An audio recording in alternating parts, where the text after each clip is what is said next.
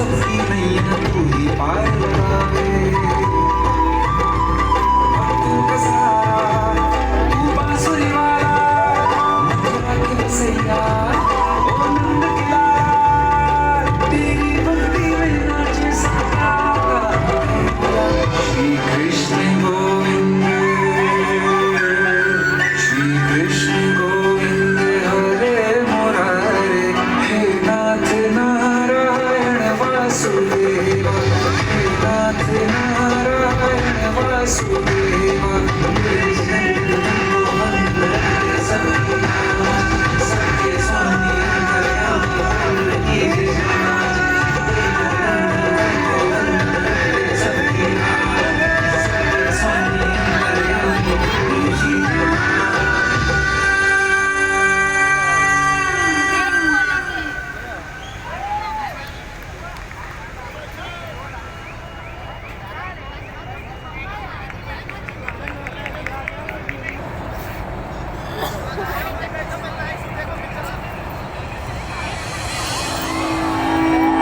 नमो गंगाय वयोर्मध्ये वसन्तिते प्रसन्नात्मानश्चिरञ्जीवितं वर्धयन्ति।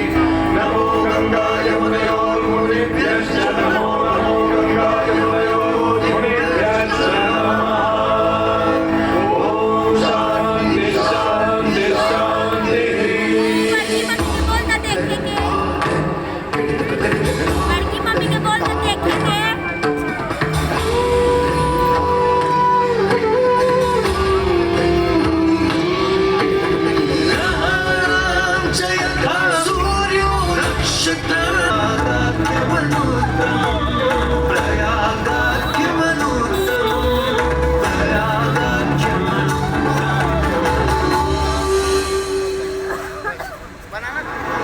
और चंद्रमा नक्षत्रों में श्रेष्ठ है, उसी प्रकार प्रयाग सभी तीर्थों में सर्वश्रेष्ठ है। पद्म पुराण में वर्णित ये श्लोक जिस तरह प्रयाग की विशेषता को दर्शाता है, उसी तरह इस पावन क्षेत्र का गुणगान करने वाली अनेक पौराणिक कथाएं, किंवदंतियां एवं कहानियां आज भी जनमानस में प्रचलित हैं। ऐसी ही एक पौराणिक कथा है जो भगवान ब्रह्मा को प्रयाग से जोड़ती है। मान्यताओं के अनुसार भगवान ब्रह्मा को यज्ञ करने हेतु एक दिव्य स्थान की आवश्यकता थी, जिसके चयन को लेकर वे बड़ी ही दुविधा में थे। अपनी दुविधा के निवारण हेतु भगवान ब्रह्मा नागों के देवता महाराज शेषनाग के यहाँ पहुंचे और उनसे कहा, हे आदिशेष, मैं यज्ञ करने हेतु इस सृष्टि में एक ऐसा स्थान ढूंढ रहा हूं जो दिव्यता और पवित्रता की दृष्टि से सर्वोत्तम हो। क्या आप मुझे ऐसा कोई उपयुक्त स्थान बता सकते हैं जो सभी तीर्थों में सर्वश्रेष्ठ हो? जगत रचयिता को मेरा प्रणय। भगवान, मैं धन्य हूं कि आपने मुझे इस योग्य समझा।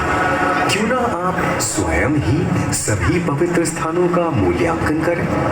ऐसा कीजिए, आप तुला के एक पलड़े पर सप्तपुरियों को रखिए और दूसरे पलड़े पर भगवान विष्णु के स्थायी निवास प्रयाग को रखिए, जिसका भार सबसे अधिक आए।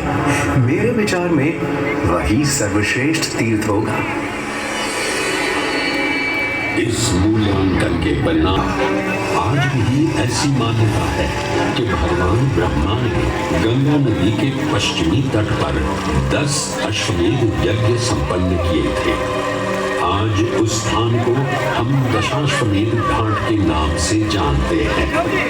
भगवान ब्रह्मा के अलावा इंद्रदेव, वरुण देव एवं सोमदेव ने भी प्रयाग क्षेत्र में ही भगवान विष्णु की आराधना करने हेतु यज्ञ किए थे, जिससे उन्हें भी श्री हरि का आशीर्वाद प्राप्त हुआ। प्रयाग शब्द में प्र का अर्थ है प्रकृष्ट और याग का अर्थ होता है यज्ञ। इसीलिए इन दो शब्दों से बना प्रयाग सबसे पवित्र स्थान माना जाता है। प्रयाग ही संसार में एकमात्र ऐसा पावन क्षेत्र है जहाँ 3 पवित्र नदियों का संगम होता है। इस संगम का भी एक अनूठा महत्व है।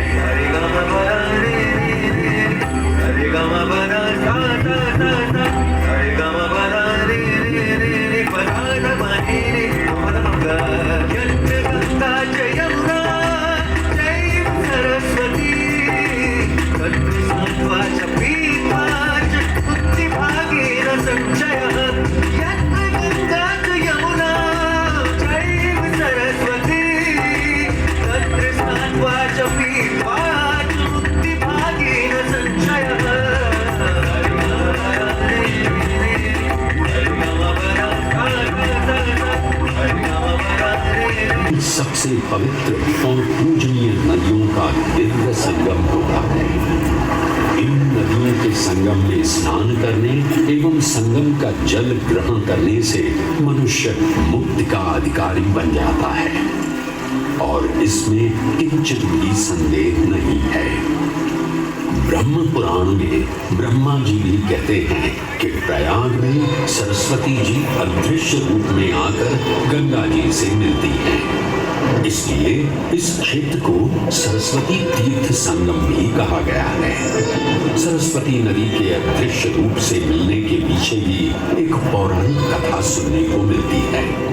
ऐसा माना जाता है कि बद्रीनाथ क्षेत्र की गुफाओं में जब वेद व्यास जी भगवान गणेश को महाभारत की कथा सुना रहे थे, तब उस क्षण सरस्वती जी हिम शिखरों से टकराते हुए अपना मार्ग बनाती हुई बड़ी ही तीव्र गति से बह रही थी।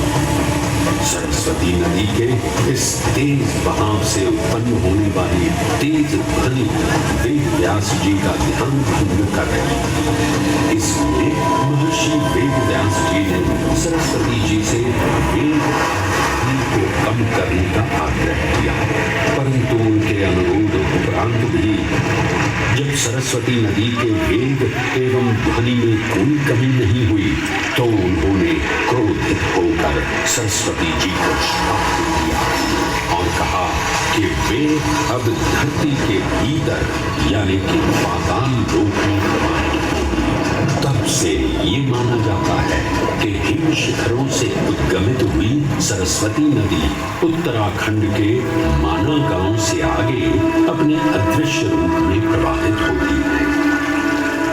आगे चलकर यही अदृश्य रूपी मां सरस्वती प्रयागराज में गंगा एवं यमुना नदी से मिलकर त्रिवेणी संगम को पूर्ण करती है।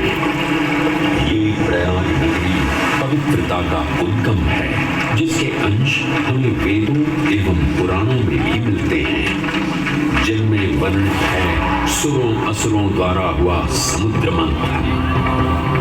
अमृत प्राप्ति के लिए सुरों और असुरों ने एकजुट होकर क्षीर सागर का मंथन किया, जिसके संदर्भ में पुराणों में विभिन्न कथाएं देखने को मिलती हैं। उन्हीं कथाओं में एक कथा महर्षि दुर्वासा और इंद्रदेव से संबंधित है। इस कथा के अनुसार ऋषि दुर्वासा ने इंद्रदेव से प्रसन्न हो उन्हें पारिजात पुष्पों की एक दिव्य माला भेंट की, जिसे इंद्रदेव ने साधारण पुष्पों की माला समझ स्वयं धारण न कर उसे अपने वाहक गजराज ऐरावत के मस्तक पर रख दिया। पल भर में गजराज ने वो माला धरा पर गिरा उसे अपने पैरों तले रौंद दिया। ऋषि दुर्वासा से ये अपमान सहन न हुआ और उसी क्षण क्रोधित हो उन्होंने इंद्रदेव को श्राप दे दिया। हे अहंकारी इंद्र, तेरा इतना दुस्साहस कि तूने मेरा अपमान किया। जिस वैभव एवं शौर्य पर तू इतरा रहा है, क्षण भर में ही तेरा ये